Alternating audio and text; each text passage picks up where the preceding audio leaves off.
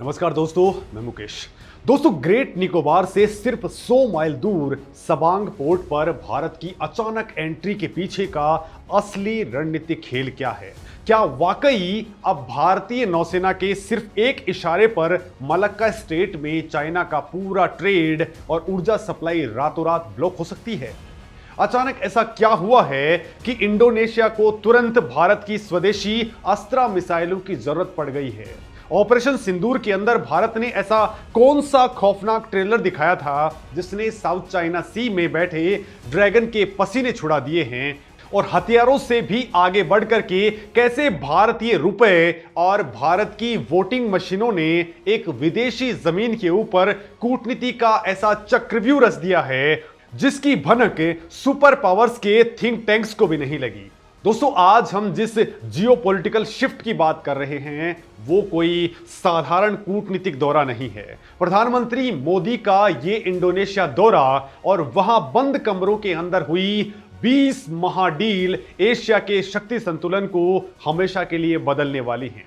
जब प्रधानमंत्री मोदी जकार्ता के एयरपोर्ट के ऊपर उतरे तो उनका स्वागत केवल एक राष्ट्राध्यक्ष की तरह नहीं हुआ, बल्कि एक ऐसे ग्लोबल लीडर की तरह हुआ जो इंडो पैसिफिक रीजन का नया सिक्योरिटी आर्किटेक्चर तय कर रहे हैं। दोस्तों, इंडोनेशिया के राष्ट्रपति प्रबोवो सुबियांतो ने पीएम मोदी को देश का सर्वोच्च नागरिक सम्मान Bintang Adipurna of the Republic of Indonesia medal of honour पहनाया है। यह सम्मान यूं ही नहीं दिया जाता। यह इस बात का स्पष्ट संकेत है कि जकार्ता अब बीजिंग के दबाव से बाहर निकल करके नई दिल्ली को अपना सबसे भरोसेमंद रणनीतिक साझेदार मान चुकी है। यह दोस्तों इस बात का स्पष्ट संकेत है कि जकार्ता अब बीजिंग के दबाव से बाहर निकल करके न्यू दिल्ली को अपना सबसे भरोसेमंद रणनीतिक साझेदार मान चुका है। लेकिन कैमरे की फ्लैश लाइट्स और मुस्कुराहटों के पीछे एक ऐसा साइलेंट वॉर प्लान एक्टिवेट हो चुका है जिसने बीजिंग के सत्ता के गलियारों के अंदर खलबली मचा दी है। इस पूरी डील का सबसे बड़ा और सबसे खतरनाक हिस्सा है सबांग पोर्ट का ज्वाइंट डेवलपमेंट। अब दोस्तों, जरा इस बात को ध्यान से समझिए। पूरी दुनिया जानती है कि चाइना की सबसे बड़ी कमजोरी उसका मलक्का डिलेमा है। चाइना का 80% से ज्यादा ट्रेड यानी कि तेल और व्यापार मलक्का स्ट्रेट नाम के इस बेहद सक्रिय समुद्री रास्ते से होकर के गुजरता है। अगर किसी भी बड़े जियोपॉलिटिकल क्राइसिस के अंदर यह रास्ता ब्लॉक हो जाता है तो चाइना की इकोनॉमी कुछ ही हफ्तों के अंदर घुटनों पर आ सकती है। अब दोस्तों, सबांग पोर्ट रणनीतिक रूप से ठीक इसी मलक्का स्ट्रेट के मुहाने पर मौजूद है। भारत का ग्रेट निकोबार पोर्ट प्रोजेक्ट यहां से बमुश्किल से 100 माइल्स की डिस्टेंस पर है। इंडोनेशिया के साथ में मिलकर के सबांग पोर्ट को डेवलप करने का सीधा मतलब है कि भारत ने अब इस चौक पॉइंट के ऊपर अपना परमानेंट रडार और प्रेजेंस एस्टेब्लिश कर दी है। मतलब दोस्तों, कुछ दिन पहले जो चाइना बांग्लादेश के मोंगला पोर्ट को हथिया करके बहुत उछल रहा था, जो चाइना श्रीलंका के अंदर हम्बनटोटा को हथिया करके उछल रहा था, अब उसका परमानेंट इलाज कर दिया है। इस बार मोदी ने जो चाबी घुमाई है उससे जिनपिंग अब छटपटाने वाले हैं। दोस्तों, अगर फ्यूचर के अंदर लद्दाख या फिर अरुणाचल प्रदेश के अंदर अब कोई मिलिट्री प्रेशर डेवलप होता है तो भारतीय नौसेना सबांग पोर्ट और अंडमान निकोबार कमांड की कॉम्बिनेशन का इस्तेमाल करके चाइना की इस सबसे बड़ी लाइफलाइन को आसानी से मॉनिटर कर सकती है, चौक कर सकती है, तबाह कर सकती है। यह भारत की तरफ से चाइना को उसी की भाषा में दिया गया एक ऐसा साइलेंट अल्टीमेटम है जिसे कोई भी मिलिट्री एक्सपर्ट्स इग्नोर नहीं कर सकते हैं। लेकिन दोस्तों, यह तो सिर्फ एक शुरुआत है। असली मास्टर स्ट्रोक तो मिसाइल डिप्लोमेसी के अंदर छुपा हुआ है। फिलीपींस को अपनी सबसे घातक सुपरसोनिक क्रूज मिसाइल ब्रह्मोस सौंपने के बाद में अब भारत ने इंडोनेशिया के साथ में भी ब्रह्मोस और अस्त्र मिसाइल सिस्टम की ऐतिहासिक डील को फाइनल कर दिया है। साउथ चाइना सी में चाइना लगातार अपने पड़ोसियों के ऊपर प्रेशर बिल्डअप कर रहा है। उसकी 9 डैश लाइन की वजह से इंडोनेशिया के नतूना आइलैंड के पास में अक्सर मिलिट्री टेंशन क्रिएट होती है। ऐसे में इंडोनेशिया का ब्रह्मोस मिसाइल बैटरीज का भंडार बढ़ाना और भारतीय वायुसेना की बियॉन्ड विजुअल रेंज हवाई मिसाइल अस्त्रा को अपनी फ्लीट के अंदर इंक्लूड करना गेम को पूरी तरह से पलट देता है। दोस्तों रिपोर्ट्स बताती हैं कि ऑपरेशन सिंदूर के अंदर इन मिसाइलों की अचूक सटीकता और मारक क्षमता देखने के बाद में इंडोनेशियाई डिफेंस फोर्सेज ने बिना समय गंवाए इस डील के ऊपर मुहर लगा दी। अस्त्रा मिसाइल हवा से हवा में मार करने वाली एक ऐसी अचूक तकनीक है जो दुश्मन के विमानों को उनकी विजुअल रेंज से बहुत पहले ही तबाह कर सकती है। ब्रह्मोस और अस्त्रा का यह कॉम्बिनेशन जब साउथ चाइना सी के मुहाने पर तैनात होगा तो चाइना चाह करके भी इंडोनेशिया की समुद्री सीमाओं का अतिक्रमण करने की हिम्मत नहीं कर पाएगा। दोस्तों भारत अब केवल डिफेंस इंपोर्टर नहीं रहा है, बल्कि वो चाइना के पड़ोसियों को ऐसे मारक हथियार दे रहा है जो बीजिंग की हेजेमनी को सीधे तौर पर चुनौती दे रहा है। दोस्तों इस पूरी कहानी के अंदर एक हिडन लेयर भी है जो मुख्य धारा की खबरों से अक्सर छिप जा रही है। वो है क्रिटिकल मिनरल्स और रेयर अर्थ एलिमेंट्स का चक्रव्यूह। दोस्तों पूरी दुनिया जानती है कि electric vehicles, advance missile systems और हाई टेक इलेक्ट्रॉनिक्स के अंदर इस्तेमाल होने वाले रेयर अर्थ एलिमेंट्स और परमानेंट मैग्नेट्स के ऊपर चाइना का एक तरफा एकाधिकार है। चाइना इस मोनोपोली का इस्तेमाल ग्लोबल सप्लाई चेन को ब्लैकमेल करने के लिए करता है, लेकिन अब भारत ने इस मोनोपोली को तोड़ने का फुल प्रूफ प्लान बना लिया है। इंडोनेशिया के पास में दुनिया के सबसे बड़े निकल और दूसरे क्रिटिकल मिनरल्स के भंडार मौजूद हैं। इस नए समझौते के तहत भारत इंडोनेशिया के स्टील, निकल और रेयर अर्थ परमानेंट मैग्नेट के मैन्युफैक्चरिंग सेक्टर के अंदर भारी इन्वेस्टमेंट करने जा रहा है। भारत का इस्पात मंत्रालय और इंडोनेशिया के संबंधित विभाग अब मॉडर्न इंडस्ट्रियल टेक्नोलॉजी साझा करेंगे। इसका सीधा मतलब यह है कि भारत अपने घरेलू डिफेंस और टेक मैन्युफैक्चरिंग हब के लिए कच्चे माल की एक ऐसी निर्बाध सप्लाई चेन तैयार कर रहा है जो चाइना के प्रभाव से पूरी तरह से मुक्त होगी।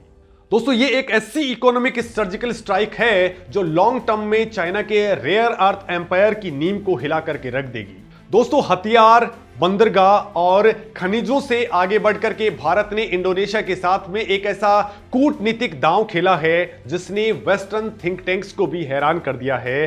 बात हो रही है लोकतंत्र की और इलेक्ट्रॉनिक वोटिंग मशीन यानी कि ईवीएम्स की। दोस्तों भारत चुनाव प्रबंधन में अपनी एक्सपर्टीज का लाभ उठाते हुए इंडोनेशिया की चुनावी आवश्यकताओं के मुताबिक कस्टमाइज्ड ईवीएम विकसित करेगा और उनकी सप्लाई करेगा। अब आप सोचेंगे कि एक विदेशी लोकतंत्र के अंदर भारतीय वोटिंग मशीन्स की क्या जरूरत है, तो इसके पीछे का रणनीतिक महत्व बहुत ज्यादा गहरा है। जब किसी देश की पूरी लोकतांत्रिक प्रक्रिया आपके देश की तकनीक और सिस्टम के भरोसे के ऊपर काम करती है तो ये केवल एक कमर्शियल डील नहीं रह जाती है, बल्कि ये एक मजबूत सॉफ्ट पावर और इंस्टीट्यूशनल ट्रस्ट का प्रतीक होती है। दोस्तों ये दिखाता है कि ग्लोबल साउथ के देश अब वेस्टर्न कंट्रीज की महंगी और कॉम्प्लेक्स टेक्नोलॉजीज के बजाय भारत की भरोसेमंद, स्केलेबल और टेस्टेड पब्लिक इंफ्रास्ट्रक्चर के ऊपर अपना फ्यूचर टिका रहे हैं। और दोस्तों ये ट्रस्ट केवल चुनावों तक सीमित नहीं है, ये डिजिटल पब्लिक इंफ्रास्ट्रक्चर और फाइनेंस तक भी फैल चुका है। मोदी सरकार ने डिजिटल इंडिया के तहत जो यूपीआई और आधार जैसा सफल फ्रेमवर्क रेडी किया है उसे अब इंडोनेशिया के साथ भी साझा किया जा रहा है। इसके साथ ही एक ऐसा फैसला लिया गया है जो सीधे तौर पर अमेरिकी डॉलर की बादशाहत को चुनौती देता है। दोस्तों बायलैटरल ट्रेड के अंदर अमेरिकी डॉलर पर निर्भरता कम करने के लिए भारतीय रुपया और इंडोनेशियाई रुपया के बीच में सीधा व्यापारिक लेन देन यानी कि लोकल करेंसी सेटलमेंट सिस्टम को तेजी से लागू करने के ऊपर मोहर लगा दी गई है। ग्लोबल अनसर्टेनिटी और सैंक्शंस के इस दौर में भारत और इंडोनेशिया जैसी बड़ी इकोनॉमीज का डॉलर को बाईपास करके अपनी लोकल करेंसी के अंदर ट्रेड करना डी डॉलराइजेशन की डायरेक्शन के अंदर एक बहुत बड़ा प्रैक्टिकल और बड़ा कदम है। ये दोनों देशों के विदेशी मुद्रा भंडार को सुरक्षित करेगा और एक्सचेंज रेट के उतार चढ़ाव से बचाएगा। ये अमेरिका और चाइना दोनों के फाइनेंशियल इकोसिस्टम को एक कड़ा संदेश है कि एशिया की इकोनॉमी अब अपनी शर्तों पर चलेगी। दोस्तों सुरक्षा और इकोनॉमी के इस हाई वोल्टेज ड्रामे के बीच में दोनों देशों ने अपनी साझा सांस्कृतिक और ऐतिहासिक जड़ों को भी और ज्यादा गहरा किया है।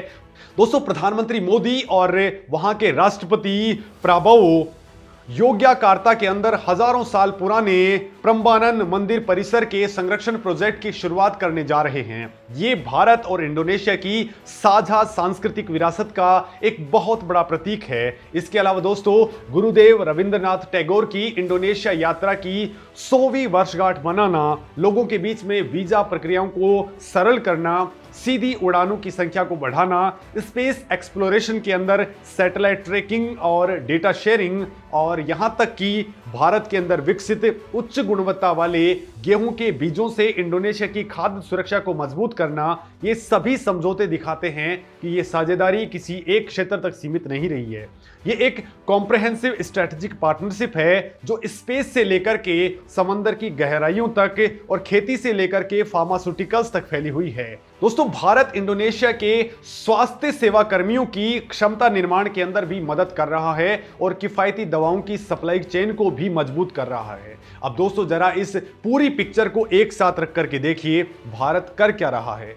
एक तरफ वो सबांग पोर्ट के जरिए चाइना के चौक पॉइंट्स के ऊपर अपनी पकड़ को मजबूत कर रहा है, दूसरी तरफ ब्रह्मोस और अस्त्रा मिसाइलें देकर के साउथ चाइना सी में एक अभेद्य दीवार खड़ी कर रहा है, तीसरी तरफ रेयर अर्थ मिनरल्स के अंदर इन्वेस्टमेंट करके चाइना की मोनोपोली को डेंट कर रहा है, चौथी तरफ ईवीएम और यूपीआई के जरिए अपना टेक्नोलॉजिकली इन्फ्लुएंस बढ़ा रहा है, और पांचवी तरफ डॉलर को हटा करके रुपए में ट्रेड कर रहा है। ये कोई साधारण कूटनीति नहीं है, ये भारत की नई स्ट्रैटेजिक ऑटोनॉमी है। दोस्तों, एक वक्त था जब भारत अपनी सुरक्षा और जरूरतों के लिए दूसरों के ऊपर डिपेंडेंट हुआ करता था, लेकिन आज का भारत ग्लोबल एजेंडा सेट कर रहा है। आसियान की केंद्रीय भूमिका का सम्मान करते हुए भारत ने यह साफ कर दिया है कि इंडो पैसिफिक रीजन के अंदर शांति और स्थिरता तभी मुमकिन है जब एक रूल बेस्ड ऑर्डर हो, और उस ऑर्डर की धुरी नई दिल्ली से होकर के अब गुजरने वाली है। ये ऐतिहासिक इंडोनेशियाई डील इस बात का प्रमाण है कि भारत अब बैकफुट पर नहीं बल्कि फ्रंट फुट पर आकर के खेल रहा है। चाइना का स्ट्रिंग ऑफ पर्ल्स जो भारत को घेरने के लिए बनाया गया था, अब भारत के नेकलेस ऑफ डायमंड के सामने कमजोर पड़ रहा है।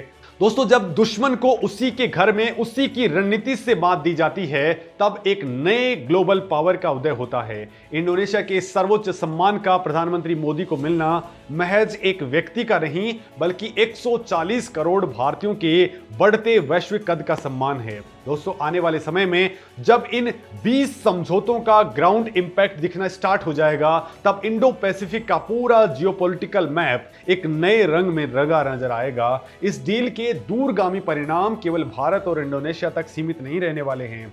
ऑस्ट्रेलिया और न्यूजीलैंड की आगामी यात्राओं के साथ में भारत एक ऐसा क्वाड प्लस जैसा अनौपचारिक नेटवर्क तैयार कर रहा है जो पूरे इंडो पैसिफिक रीजन के अंदर सुरक्षा और विकास की गारंटी है। तो दोस्तों, इस पूरे पावर प्ले और स्ट्रेटेजिक शिफ्ट पर आपकी क्या राय है? आपको क्या लगता है कि सबांग पोर्ट और ब्रह्मोस की ये कॉकटेल साउथ चाइना सी के अंदर चाइना के विस्तारवाद के ऊपर हमेशा के लिए ब्रेक लगा देगी? और क्या भारतीय रुपए में होने वाला ये व्यापार डॉलर की बादशाहत की खत्म होने की निशानी है? अपने विचार कमेंट सेक्शन के जरिए जरूर दें। नमस्कार दोस्तों।